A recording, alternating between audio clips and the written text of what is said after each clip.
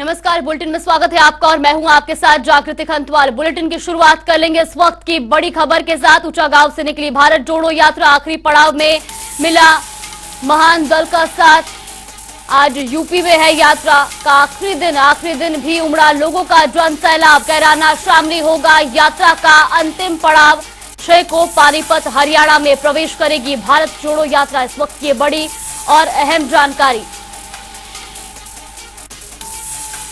तो 6 तारीख को पानीपत से हरियाणा में प्रवेश करेगी भारत जोड़ो यात्रा।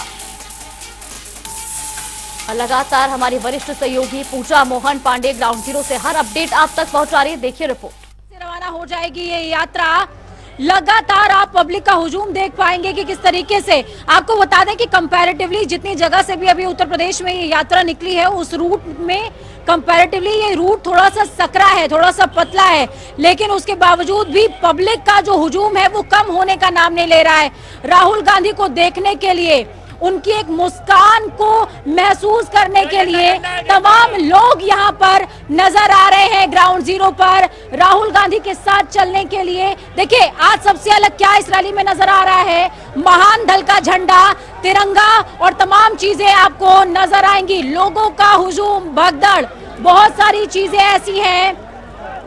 सिक्योरिटी के पूरे इंतजामात। राहुल गांधी चलते हुए तस्वीरें बेहद खास है। देखिए राहुल गांधी वेव कर रहे हैं, राहुल गांधी वेव कर रहे हैं और राहुल गांधी को सिर्फ देखने के लिए लोगों का इतना ज्यादा हुजूम उमड़ा हुआ है।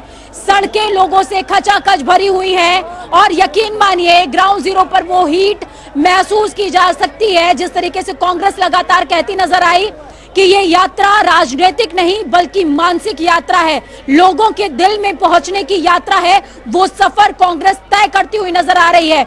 आज ये आखिरी पड़ाव है, इसके बाद कैराना से पानीपत में सीधे हरियाणा में प्रवेश कर जाएगी ये यात्रा।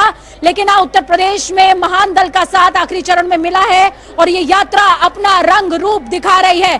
कैमरा पर्सन आकाश के साथ मैं पूजा मोहन पांडे ग्राउंड जीरो से शामली। तो उत्तर प्रदेश में इस समय भारत जोड़ो यात्रा एक हॉट टॉपिक बना हुआ है। बता दें राहुल गांधी अपनी 130 किलोमीटर की यात्रा में अपने 2 दिन के पड़ाव को पूरा कर चुके हैं और आखिरी पड़ाव पर अभी जारी हैं। वहीं भारत जोड़ो यात्रा को राकेश टिकैत ने भी अपना समर्थन दिया है। हमारी वरिष्ठ सहयोगी पूजा मोहन पांडे से खास बातचीत करते हुए राकेश टिकैत ने बताया कि 9 जनवरी को वो राहुल गांधी से मिलेंगे, जिस दौरान वो किसानों के मुद्दों को उठाएंगे। और क्या कुछ कहा उन्होंने ये भी आप सुनिए। भारत जोड़ो यात्रा इस समय उत्तर प्रदेश में अगर सबसे बड़ा हॉट टॉपिक कुछ है तो भारत जोड़ो यात्रा है, क्योंकि राहुल गांधी अपनी 130 किलोमीटर की यात्रा में 2 दिन का पड़ाव पूरा कर चुके हैं। 3 लोकसभा क्षेत्र, 11 विधानसभाएं और इसी के साथ पश्चिमांचल कंप्लीट हो जाएगा। हरियाणा में ये यात्रा प्रवेश कर जाएगी। लेकिन सबसे ज्यादा चर्चा पश्चिम में प्रवेश करते ही किस बात की हुई? वो चर्चा थी इस बात की कि आरएलडी और भारतीय किसान यूनियन यानी कि बीकेयू ने समर्थन दिया है। भारतीय किसान यूनियन के राष्ट्रीय प्रवक्ता हमारे साथ में मौजूद हैं राकेश टिकैत जी, इनसे बातचीत करेंगे। सर सबसे पहले नववर्ष की अनंत शुभेच्छा और जनता टीवी पर स्वागत आपका। आपको भी पूरे चैनल को नववर्ष की बहुत बहुत शुभकामनाएं। सर पश्चिम क्षेत्र में प्रवेश कर गई है ये यात्रा और उसके बाद हलचल तेज है उत्तर प्रदेश के अंदर, और हलचल इस बात से ज्यादा तेज है कि राकेश टिकैत ने समर्थन दे दिया है यात्रा को। जब लोग जा रहे यात्रा में तो हम क्यों रोके किसी को जी? और अब तो वैसे भी छुट्टी पड़ रही, कोई कहीं पे भी जा सके। अगर छुट्टी काट रहे हैं, कोई कहीं जा रहा है, कोई शिमला जा रहा है, कोई जयपुर जा रहा है, हम क्यों किसी को रोके? कोई यात्रा में जा रहा है। जिम्मेदारी उतनी है, जब आंदोलन करते हैं तो लोग हमारे साथ रहते हैं। आंदोलन के बाद में वे किसी यात्रा में जा रहे हैं, किसी फंक्शन में जा रहे हैं, तो जाओ। तो यात्रा फंक्शन है? हाँ यात्रा फंक्शन है। आप भी जा रहे हैं 9 तारीख को? 9 तारीख में हमारी मीटिंग होगी। 9 तारीख में मीटिंग होगी हमारे कांग्रेस के लीडरों से, राहुल गांधी से मीटिंग होगी और उनकी कई स्टेट में सरकारें हैं। रायपुर में, छत्तीसगढ़ में हमारा आंदोलन चल रहा है नया रायपुर बनाने के लिए, उसमें जमीन अधिग्रहण का इशू है। इनकी हिमाचल में सरकार बनी है, वहां पे जो सीमेंट प्लांट थे वे प्लांट बंद हुए और जैसे ही सरकार बनी उसी टाइम पे बंद हुए। अडानी के सीमेंट प्लांट है, क्या भारत सरकार के कहने से अडानी ने सीमेंट प्लांट बंद करे? जिन किसानों की वहां पे जमीन नहीं गई थी, उनको ट्रांसपोर्ट का काम दिया था, वो पूरे बर्बाद हो रहे हैं। तो ये हमारे बहुत से इशू हैं। सेब के किसान का इशू है, हिमाचल का, वहां के नया एयरपोर्ट बन रहा है, उसका इशू है। तो ये हमारे इशू रहेंगे, हम इन संबंध में बातचीत करेंगे उनसे। भारत जोड़ो यात्रा इशू नहीं है? भारत जोड़ो तो यात्रा पूरे देश का इशू है, सब लोग उस पर चर्चा कर रहे। वो राकेश टिकैत का इशू है या नहीं है? चैनल कभी दिखाते नहीं थे, तो कम से कम उसको दिखा रहे हैं। आप खुश हैं? हाँ, हम तो खुश हैं। भारत जोड़ो यात्रा से या राहुल गांधी को दिखा रहे हैं इस बात से? दिखा भी रहे, यात्रा भी। भाई यात्रा तो आडवाणी जी ने भी करी थी, यात्रा इन्होंने भी करी, यात्रा हमारी भी चली हरिद्वार से वहां तक। यात्राएं चलनी चाहिए, चर्चाएं होनी चाहिए, और जो विपक्ष के लोग हैं उनको भी मजबूत होना चाहिए। हम इसलिए खुश हैं कि वो मेहनत कर रहा है, काम कर रहा है, और उसने किसानों के लिए जो भूमि अधिग्रहण एक्ट बना था, उसमें राहुल गांधी का बड़ा अच्छा रोल रहा था उसमें। राहुल गांधी की यात्रा में कई सारे लोग जो हैं वो उड़ीसा के भी आए हुए थे। उड़ीसा के कालाढांगी क्षेत्र है जहां पर आदिवासियों का मूवमेंट हुआ था, वहां से भी लोग आए हुए थे जिनसे मेरी बातचीत भी हुई, हमने उनको स्क्रीन पर भी दिखाया था। मेरे ख्याल में आप उसी मूवमेंट की बात भी कर रहे हैं, और उस दौरान उनका काफी ज्यादा रोल रहा था।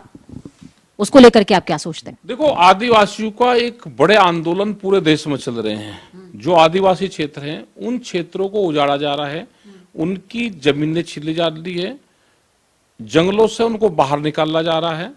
तो उनका पूरे देश में आंदोलन उनका है, हम उनके आंदोलन को समर्थन करते हैं। और आदिवासी भी बड़ी संख्या में लोग हैं, उनकी अलग विचारधारा, अलग कल्चर, और सबसे ज्यादा जो वन रक्षक संरक्षण करते हैं आदिवासी करते हैं, उनसे हमको सीखना चाहिए सब। ठीक है जी, आपको उड़ीसा से वापस मैं उत्तर प्रदेश लेकर के आती हूँ और पहुंचती हूँ मुजफ्फरनगर, शामली एलम गांव, जहां पर इस समय राहुल गांधी मौजूद हैं और कल उनकी यात्रा भी शुरू हो जाएगी। चौधरी चरण सिंह की जमीन है ये, वो चौधरी चरण सिंह जिन्होंने किसानों के लिए काम किया, वो चौधरी चरण सिंह जिन्होंने तमाम जो रूल्स रेगुलेशंस थे उनके लिए वो बनाए। टिकैत जी की जमीन है ये, जिन्होंने किसानों के लिए लड़ाई लड़ी है। आपकी जमीन है ये, जो गाजीपुर बॉर्डर पे बैठे हुए थे, जिन्होंने आंसू बहाया तो हाहाकार हो गया। आप एज ए किसान नेता राहुल गांधी से भविष्य की क्या उम्मीदें देखते हैं, और 2024 में कांग्रेस पार्टी को कहां देखते हैं? दो क्वेश्चंस हैं। देखो, राहुल गांधी मेहनत कर रहा है, और हमने कहा कि विपक्ष को मेहनत करनी चाहिए। ये सरकार बहुत खतरनाक है, इससे निजात पाना है तो पॉलिटिकल रूप से विपक्ष को मजबूत होना चाहिए। हम तो आंदोलन कर रहे हैं, आंदोलन एक दूसरा रास्ता है, और सिस्टम में घुस कर काम करना वो दूसरा रास्ता है। हम उस लाइन पे नहीं है, हम मूवमेंट के लोग हैं। तो राहुल गांधी भी लगे हुए हैं, और जो दूसरे विपक्ष के लोग हैं अपने तरीके से भी लग रहे हैं सब। और दूसरा ये रहा कि हमारा जो मूवमेंट है यहाँ पे चौधरी चरण सिंह की जो ये भूमि है, और 2024 में क्या होगा अगर विपक्ष कमजोर रहेगा और इन्होंने अपनी निगरानी नहीं की तो बेईमानना करेंगे और बीजेपी जीतेगी, ये होगा। लेकिन अभी मैं लगातार 2 दिनों से मूवमेंट देख रही हूँ, कवर कर रही हूँ, जितने तमाम कांग्रेसी हैं, इवन सलमान खुर्शीद से लेकर के तमाम जो राजनेता हैं, सबका यही कहना है एक सुर में कि ये जो रैली है, ये जो यात्रा है, ये पॉलिटिकल नहीं है, ये इमोशनल यात्रा है, दिल से दिल को जोड़ने वाली यात्रा है। तो क्या 2024 में इस यात्रा का रोल आपको नजर आता है? देखो, ये तो सब लोग इकट्ठा होंगे, इनका इकट्ठा हो नहीं रहे। अखिलेश यादव हो गए, मायावती हो गई, और भी लोग हो गए, आप जान रहे हो, पत्र लिखा जा रहा है, लेकिन समर्थन नहीं दे रहे हैं। नहीं इकट्ठा होंगे तो भाई किले मारे जाएंगे। हाँ। नहीं इकट्ठा होंगे तो हालात इनकी खराब होगी सबकी। ये तो सब इकट्ठा हो जाए, और नहीं इकट्ठा होंगे तो ये बेईमानना कर लेंगे, सबको किले के पिटेंगे। ये तो तोड़फोड़ का काम करते हैं। ये जो आज की मौजूदा सरकार है, ये तोड़फोड़ का काम करती है ज्यादा। ये पार्टियों को तोड़ती है, ये परिवारों को तोड़ती है, ये संगठनों को तोड़ती है, सारा तोड़फोड़ का काम करती है। राहुल गांधी एक बात अक्सर अपनी रैली के दौरान बोलते नजर आ रहे हैं, यात्रा के दौरान बोलते नजर आ रहे हैं कि मैं नफरत के बाजार में मोहब्बत की दुकान खोल रहा हूं। अब मोहब्बत की दुकान खुल रही है या 2024 की नींव डल रही है, ये क्लियर नहीं हो पा रहा है। नहीं, क्लियर तो सबको पता है 2024 है भाई। पॉलिटिकल आदमी अगर कोई भी बयान देगा उसका पॉलिटिकल बयान होगा। राकेश टिकैत के बयान का मतलब नहीं, हमारा तो आंदोलन का मतलब है हम पॉलिटिकल नहीं है और हम किसी के साथ नहीं है, ठीक है।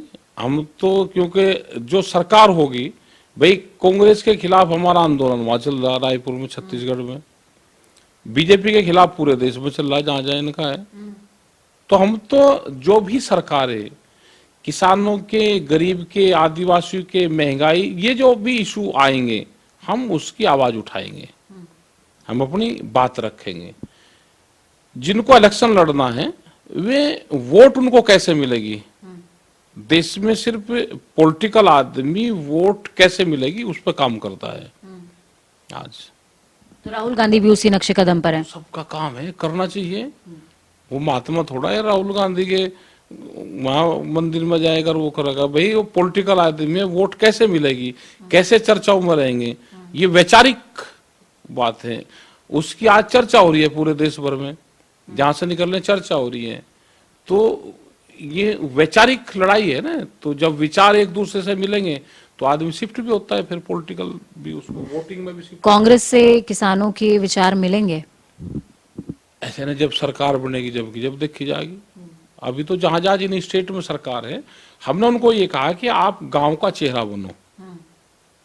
भाई जहां आपकी स्टेट है, आप वहां पे किसान के लिए क्या कर रहे हैं, वहां पे गांव के लिए क्या कर रहे हैं, क्या आपकी पॉलिसी है, वे पॉलिसी आप बेहतर करो और उन पॉलिसी को आप बताओ कि हमारी यहाँ पे सरकार है और हम ये पॉलिसी लेकर आए हैं, तो दूसरी जगह भी लोग देखेंगे। ठीक है, ये राकेश टिकैत जी थे जिनको सुन रहे थे आप। साफ तौर पर इनका कहना है कि हर कोई अपने अपने मत के साथ स्वतंत्र है, वो किसी भी दिशा में जा सकता है। भारतीय किसान यूनियन के जो तमाम कार्यकर्ता हैं, समर्थन देना चाहते हैं दें, नहीं देना चाहते हैं घर में बैठिए, ठंडी का लुत्फ उठाइए। लेकिन हाँ, ये तो तय है कि सरकार की, जहां पर कांग्रेस की सरकार है वहां पर भी, जहां बीजेपी की सरकार है वहां पर भी किसानों के प्रति जो जवाबदारी है वो सरकारों को सुनिश्चित करनी पड़ेगी। और भारत जोड़ो यात्रा का 2024 में इंपैक्ट जरूर नजर आएगा, भले ही 2024 उनका लक्ष्य हो या ना हो। कैमरा पर्सन आकाश के साथ मैं पूजा मोहन पांडे, मुजफ्फरनगर। वही भारत जोड़ो यात्रा का यूपी में आज आखिरी पड़ाव है। बता दें, राहुल गांधी उत्तर प्रदेश में उन तमाम पहलुओं को छूने की कोशिश कर रहे हैं जिससे यूपी की सियासत होकर गुजरती है। इसको लेकर हमारी वरिष्ठ सहयोगी पूजा मोहन पांडे ने अजय कुमार लल्लू से खास बातचीत की। क्या कुछ कहा उन्होंने, वो भी आपको सुनवाते हैं। यात्रा का आखिरी दिन है और आखिरी पड़ाव की तरफ आगे बढ़ती हुई यात्रा, राहुल गांधी लगातार पश्चिम में उन तमाम मर्मों को छूने की कोशिश कर रहे हैं जो पूरे उत्तर प्रदेश से जुड़े हुए हैं, फिर चाहे वो युवा खिलाड़ी हो या फिर किसान नेता, सभी का साथ मिल रहा है, सभी का आशीर्वाद भी मिल रहा है। हमारे साथ में अजय कुमार लल्लू जी हैं, पूर्व प्रदेश अध्यक्ष हैं आप। सर, सबसे पहले जनता टीवी पर स्वागत आपका। मैं समझना चाहूंगी, देखिए भारत जोड़ो यात्रा पर कल भी मैंने आपसे बातचीत करी थी, लेकिन आज आखिरी दिन है उत्तर प्रदेश में, तो लबुल हुआ आप क्या है? देखिए, उत्तर प्रदेश के लोगों का अपार जन समर्थन, सहयोग, प्यार, दुलार, और जिस तरह चाहे वो बड़े हो, बुजुर्ग हो, महिलाएं हो, बच्चे हों, तमाम लोग बड़े पैमाने पर अभूतपूर्व स्वागत आदरणीय राहुल गांधी जी के भारत जोड़ो यात्रा का किया है। मैं समझता हूँ अस्मरणीय है, ये भूलने वाला क्षण नहीं है, ये सदियों तक याद रखा जाएगा। एलम की मैं बात करूं, एलम का चुनाव किया गया क्योंकि वहां से कांग्रेस की कई सारी यादें जुड़ी हुई हैं, उन यादों को कहीं ना कहीं ताज़ा करने के लिए, उस बंधन को और ज़्यादा प्रगाढ़ करने के लिए एलम का चुनाव किया गया। ऐसे में आपको क्या लगता है कि पश्चिम के साथ कांग्रेस का जो संबंध कुछ हद तक विस्मृत हो गया था, वो दोबारा से जागृत हुआ है? देखिए, ये क्षेत्र काफ़ी पुराना जाना पहचाना है और गन्ना बाहुल क्षेत्र है। उत्तर प्रदेश गन्ना, गंडक और गरीबी का क्षेत्र रहा है। जो मैं समझता हूं कि अगर आप इधर नहरों का जाल देखिएगा तो वो कांग्रेस के ज़माने में ही बना। शुगर फैक्ट्री मिल जितने लगी वो कांग्रेस के ज़माने में लगी। कभी चूड़ी उद्योग के रूप में जाना जाता था पश्चिमी उत्तर प्रदेश, कभी बुनकरों के रूप में जाना जाता था उत्तर प्रदेश, कभी पीतल उद्योग के रूप में जाना जाता था उत्तर प्रदेश, लेकिन सभी मृतप्राय की स्थिति में है।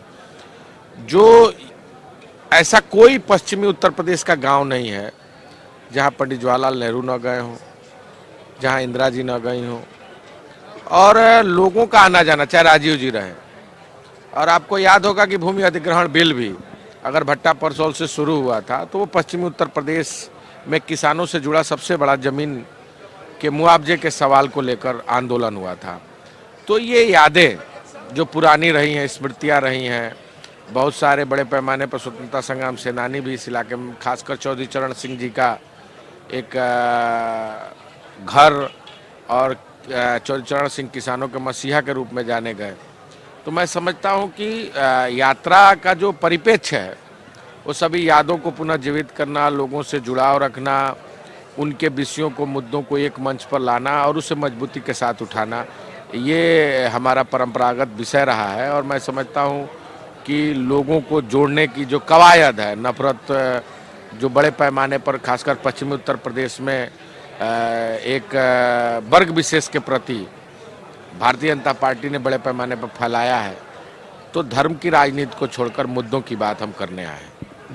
मुद्दों की बात हम करने आए हैं, हम पश्चिम उत्तर प्रदेश की बात कर रहे हैं अजय कुमार जी। देखिए, पश्चिम उत्तर प्रदेश और हरियाणा दोनों ही राज्य सटे हुए हैं, क्योंकि यहाँ से ये यात्रा अब हरियाणा में प्रवेश कर जाएगी, पानीपत में प्रवेश कर जाएगी, और दोनों ही राज्यों में भाजपा सरकार है। मुद्दे लगभग जिस अंचल से आप प्रवेश करेंगे लगभग सिमिलर हैं, ज्यादा अलग मुद्दे नहीं हैं। हाँ, राज्य अलग है तो कुछ विशेष मुद्दे अलग हो सकते हैं, लेकिन वैसे अलग मुद्दे नहीं हैं। ऐसे में आपको क्या लगता है कि भारत जोड़ो यात्रा लोगों के जहन में उनके मुद्दों को लेकर कितनी छाप छोड़ेगी? देखिए, आपको मैं 3-4 घटनाएं बताता हूं और ये जानना बड़ा जरूरी है आपको। कर्नाटक हम यात्रा करते हुए है, 40% कमीशन लेने वाली सरकार, पूरा बच्चा बच्चा जान गया। आगे आइए मध्य प्रदेश, किराए की गाड़ी और किराए की सरकार। आपको ज्ञात होगा कि वहां के आईपीएस और आईएएस वो दोनों किराए की गाड़ी पर चलते हैं। जहां 20 साल से भारतीय जनता पार्टी की सरकार, 1.5 सालों का मौका कांग्रेस पार्टी को मिला, और आज पुनः किसान आत्महत्या करने विवश। तो जो किराए की सरकार, मैं इसलिए कह रहा हूं कि खरीदी हुई सरकार है, उनकी बनाई हुई सरकार नहीं है। जनता का जो जनादेश है वो नहीं है। अब आप आइए, व्यापम जैसे घोटाले भी हैं।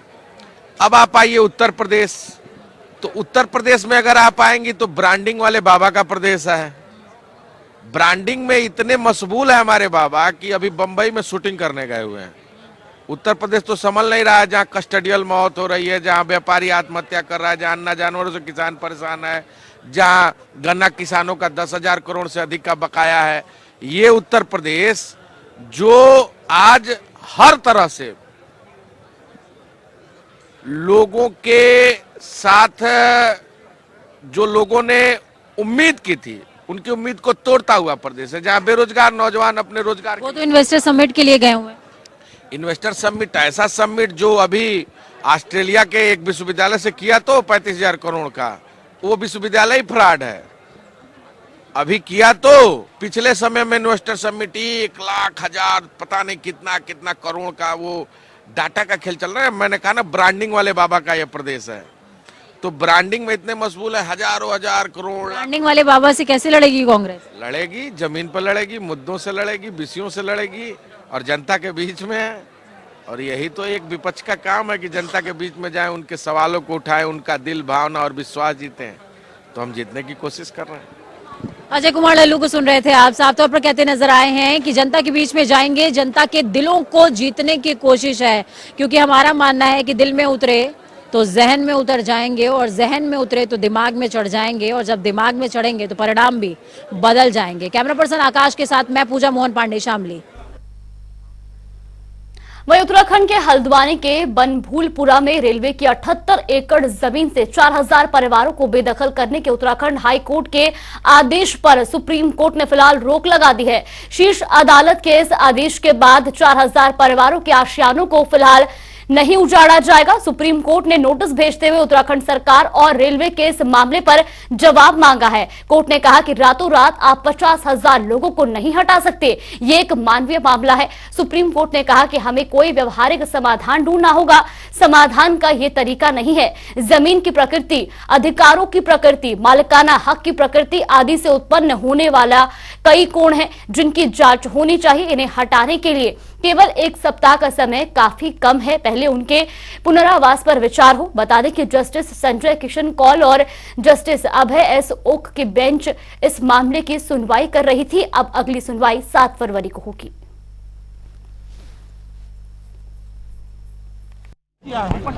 इन दोनों बाईपासों के, खटीमा बाईपास के लोकार्पण से, आज इसके चालू हो जाने से, और गदरपुर के बाईपास के लोकार्पण से, जहां So we welcome the order of the Supreme Court. The order of the High Court has been stayed and the next date of hearing is 7th of February. There were 2-3 very important observations which has been passed by the Supreme Court. The opening comments of the Supreme Court was that this is a human issue.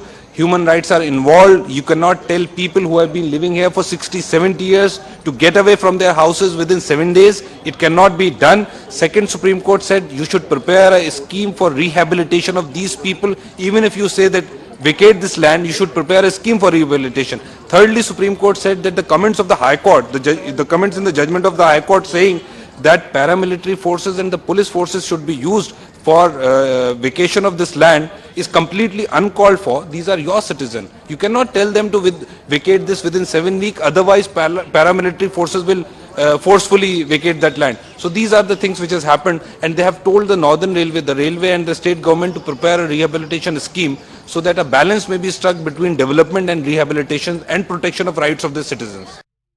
उसके बावजूद उन्होंने बोला कि इनके 7 दिनों के अंदर notice डाल करके, पैरामिलिट्री फोर्स यूज करके इनके मकान को तोड़ दो। वहां पे 50,000 लोग हैं, कुछ लोगों की लीज 1940 से है, 50-70 साल से लोग रह रहे हैं वहां पे।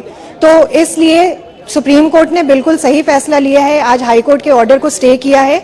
बट ये भी बोला है कि हाई कोर्ट का जो ऑर्डर है वो, उसमें अभी जो स्टे हुआ है उसमें कोई भी कंस्ट्रक्शन भी नहीं होगा किसी के तरफ से, चाहे वो रेलवे हो, चाहे वो वहां पे जो लोग रह रहे हो, वो कोई कंस्ट्रक्शन नहीं करेंगे। ये है आज, और ये इंसानियत की जीत है, मानवता की जीत है। जिस तरह से सरकार उन 4,365 परिवारों को बेघर करने का मंसूबा पाले हुई थी, आज उनके मंसूबे नाकाम हो गए हैं।